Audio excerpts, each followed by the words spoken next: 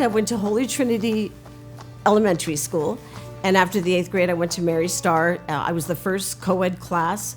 After the school had been co-ed, then it went to singles gender when Furman La Suenne opened, and then Furman closed, and my class was the first co-ed class, and we were a large class, over 100.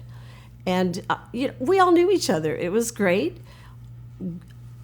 I didn't know the sisters, so that the few that were there, that took a little adjustment because it was just a new experience.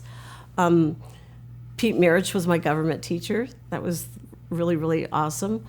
And so it was good. It was familiar, but it was still new. It was a good preparation for college. I still see my classmates.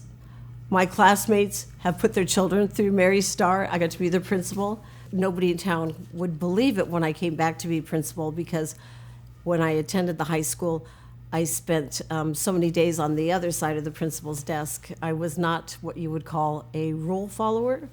My last words on graduation day from Mary Starr to the Sea High School were, "I will never come back to this place." And I did on the day of my interview for the vice principal job, which I did for 2 years before I became principal. I came back to Mary Starr because Father Norbert, who was principal at the time, was very convincing. He had called me. First of all, we had met each other through the Archdiocese Department of Catholic Schools at various meetings. I was working at another Catholic school.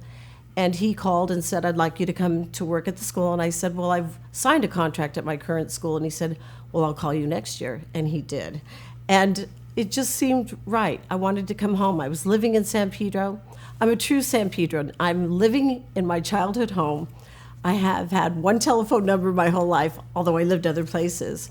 And I'm principal of the school that I attended, which my father was kicked out of, and my great-grandmother also attended, so we have a lot of history there. I would say I was a cautionary tale. But as the years have passed and the school has grown, and we've built our new campus, and we're doing well, I think people have forgotten the Rita Dever from high school years and the Rita Dever they know now as principal.